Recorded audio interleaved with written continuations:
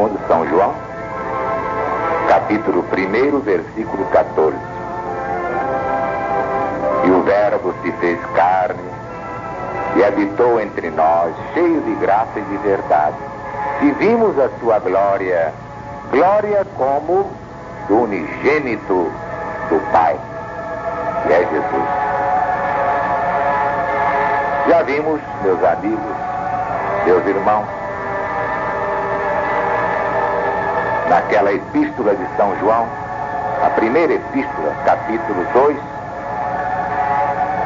o alertamento contra os anticristos e o anticristo. E também vimos na primeira epístola de São João, capítulo 4, o alertamento contra o espírito do anticristo. Está aí diante dos nossos olhos, pelo Brasil e por toda a humanidade. O evangelista profeta fala do anticristo, no idioma grego anticristos, e de muitos anticristos, definindo todos os inimigos do Cristo, incluindo aí os falsos cristos, em grego pseudo-cristoi. Portanto, o anticristo aí aparece distinto de muitos anticristos e do espírito do anticristo, que é a marca de todos eles. Vocês não identificam facilmente neste mundo o espírito do anticristo? Qualquer indivíduo que vive para o mal já está com a marca do anticristo. Então, está padecendo desta doença, o espírito do anticristo. Mas aqui na Escritura, caracterizadamente, o sinal inconfundível é a rejeição do Messias prometido desde Moisés no Deuteronômio. Aqueles que dizem que Jesus não é o Cristo, como adverte o evangelista profeta, negando, portanto, a encarnação do verbo logos em grego. Sem dúvida, os muitos anticristos, através dos séculos, não fazem outra coisa senão abrir caminho para o anticristo, que está em Daniel e no Apocalipse de Jesus segundo São João. Façam sempre esta diferença: os anticristos, mas o anticristo. E este é que vai ter o domínio mundial, embora muito transitório, graças a Deus, mas vai fazer um estrago que eu vou lhe contar.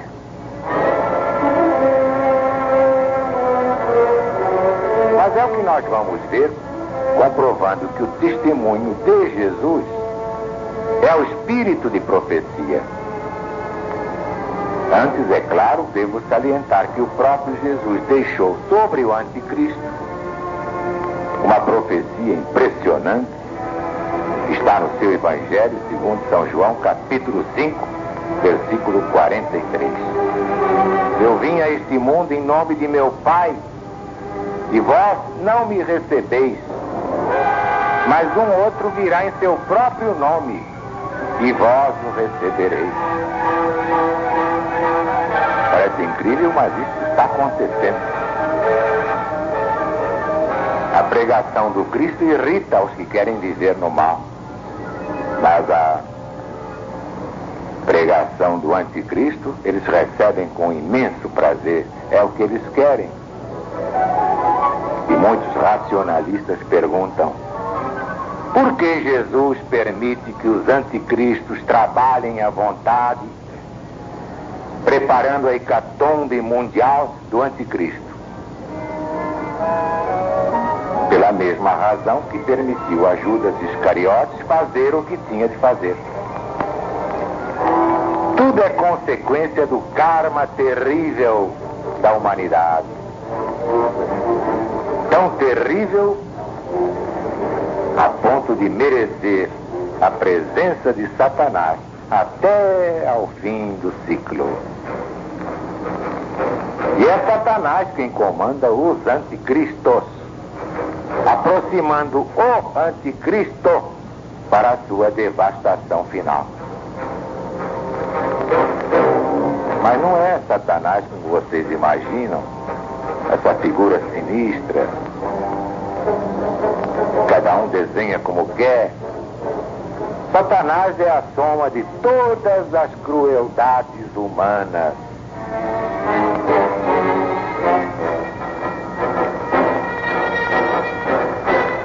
Quando a maldade humana aumenta, aumenta a força de Satanás.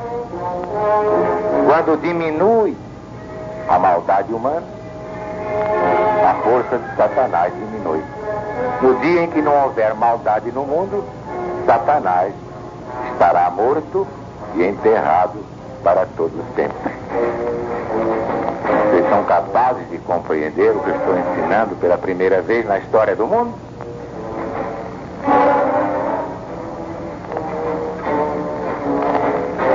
Mas é por tudo isso que as maldades humanas foram enquadradas nos 3 ais do Apocalipse.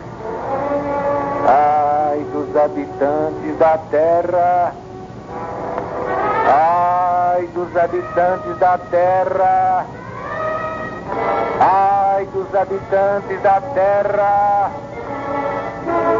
Vocês todos se lembram desses 3 ais do Apocalipse? A maior mensagem dos milênios, ela está em rotação diária, em translação diária, no programa Auxílio Zaru, por ordem do Cristo.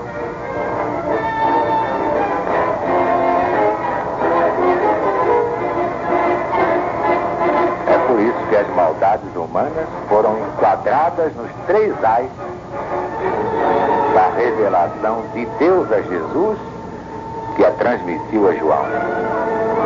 O seu poder era de danarem os homens por 5 meses.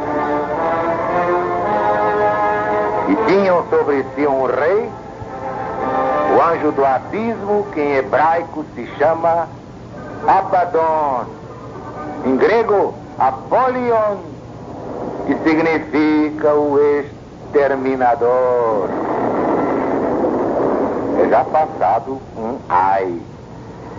Mas eis que ainda depois disto virão 2 ais. Apocalipse capítulo 9, versículos 10 a 12. Muitos céticos se divertiam com essa profecia. Mas quando os ais se transformam em guerras mundiais, quando a dor ensina a pensar e gemer, surgem os grandes depoimentos como aquele de Bernard Shaw.